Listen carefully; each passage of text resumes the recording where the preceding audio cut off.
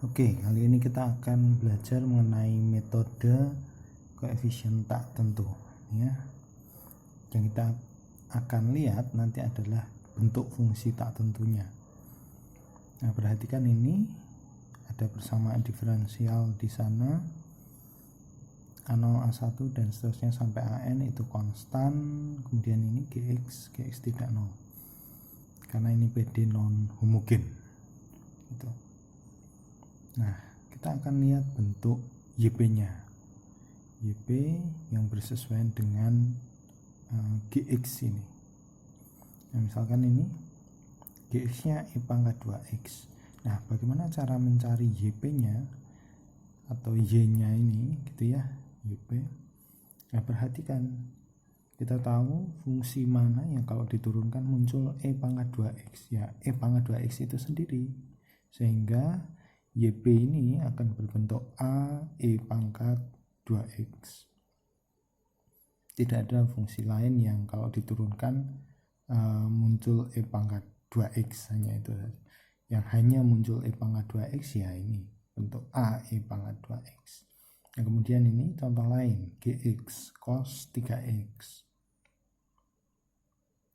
Fungsi mana yang diturunkan akan muncul menjadi cos 3X? Kita tahu cosinus 3X kalau diturunkan dia menjadi cos 3X.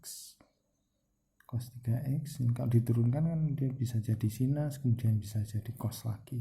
Sinus pun begitu. Kalau diturunkan dia menjadi cos, bisa menjadi sinus lagi. Maka di sini kalau di GX bentuknya cos maupun sin, nanti di sana harus ada cos, harus ada sinus gitu. Kemudian ini 3X. Nah, ini polinomial pangkat 1 ya, Y-nya berarti juga harus polinomial pangkat 1. Polinomial pangkat 1. Kalau ini kuadrat berarti polinomial pangkat 2 dan seterusnya. Nah, sekarang ini kombinasinya misalkan x kuadrat plus 2e pangkat x, berarti y-nya nanti adalah ax kuadrat plus bx plus c. Jadi ini sesuai dengan x kuadrat ini gitu ya. Ini ax kuadrat plus bx plus c, kemudian yang ini 2e pangkat x. Nah, ini akan bersesuaian dengan d e pangkat x. Ini perkalian juga sama, x e pangkat x di sini akan menjadi, perhatikan ini x, jadi di sana bisa kita tulis ax plus b gitu ya. E pangkat 3x ini tetap, atau mungkin sebenarnya kalau dikali koefisien juga nggak apa-apa, misalkan ax plus b kali c e pangkat 3x ini juga boleh, tapi kan sebenarnya a dikali c ini kan konstan juga, b dikali c juga konstan, jadi lebih baik ditulis seperti yang di atas. Tapi kalaupun mau seperti ini juga boleh. Nah, sekarang pertanyaannya bagaimana kalau misalkan GX itu adalah X sin X, misalkan seperti ini, sin 2X lah, X sin 2X. Nah, bagaimana dengan Y-nya?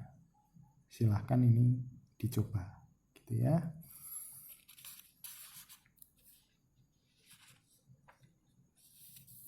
Nah, lanjut.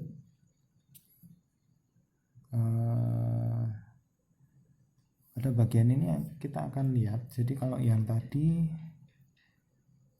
itu sebagai dasar, jadi GX, kemudian asumsi yang tadi YC itu tidak memuat bentuk GX, atau turunan dari YC tidak ada yang bentuknya GX, maupun sebaliknya turunan dari GX tidak ada bentuknya pada YC. Nah, sekarang bagaimana kalau misalkan GX-nya E pangkat 2X tetapi YC ini adalah solusi dari PD homogennya memuat sama.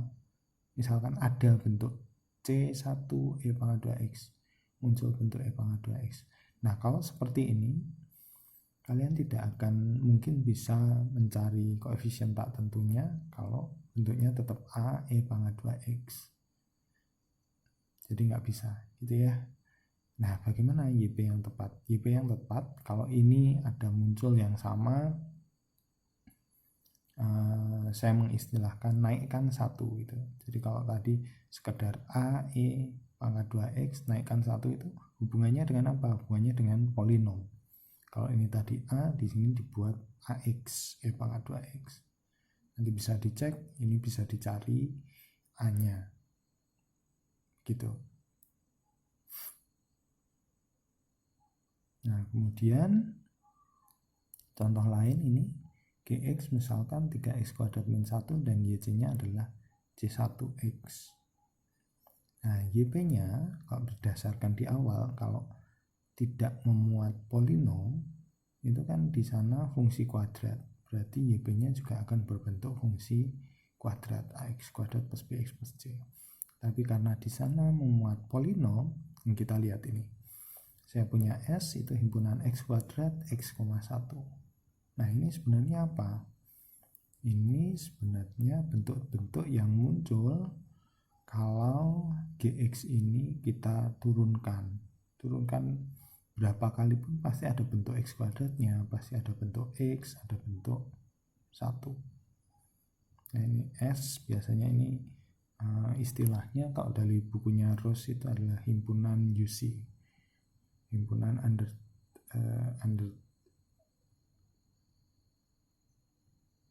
undetermined coefficient gitu ya, undetermined coefficient. Nah, idenya di sini kita lihat kita punya X kuadrat X1, di sana kan muncul X.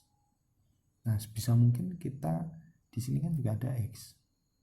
Nah, ini yang akan kita hilangkan. Yang idenya sama, menaikkan gitu ya. Ini kita naikkan 1, artinya kalikan X semua, X pangkat 3, X kuadrat X. Oh, masih ada bentuk X. Naikkan lagi.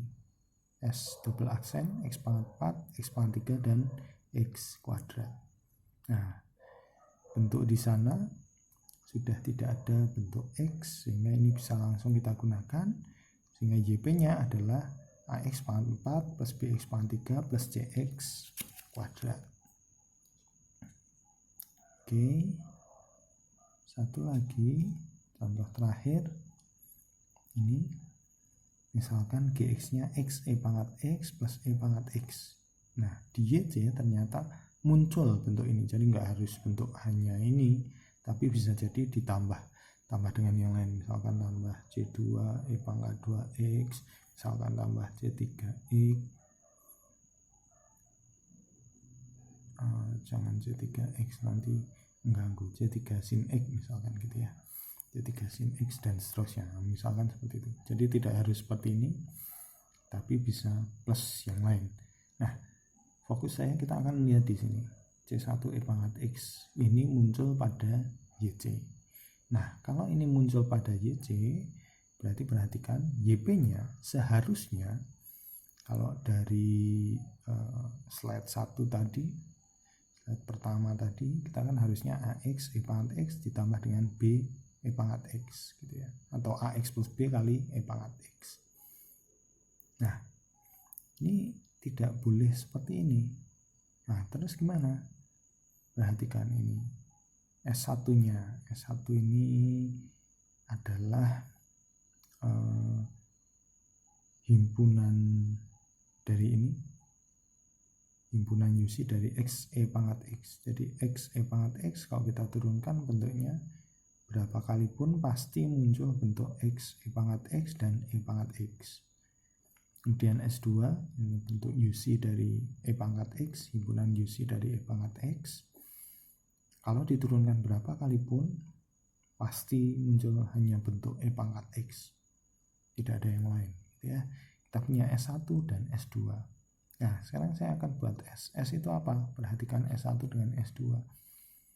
Oh, ini sama-sama ada E pangkat X. Ya sudah, kalau sudah ada sama, ya hilangkan salah satu, pakai salah satu aja. Tapi kalau beda, jadikan satu. Intinya adalah digabung. Jadi kita punya X, E pangkat X, dan E pangkat X. Sama dengan yang sebelumnya kita bahas, X, E pangkat X, dan E pangkat X. YC di sini berbentuk C1 E pangkat X. Di sana ada E pangkat X gitu ya. Karena ini ada E pangkat X, berarti kita perlu menaikkan. Naikkan, berarti keduanya dikalikan dengan X, berarti ini X kuadrat E pangkat X dengan XE pangkat X. Nah dari sini berarti YP nya diperoleh kombinasi linear dari ini, X kuadrat E pangkat X dan XE pangkat X. Berarti YP nanti bentuknya adalah AX kuadrat E pangkat X plus BX E pangkat X gitu. Jadi nanti silakan dicoba latihannya.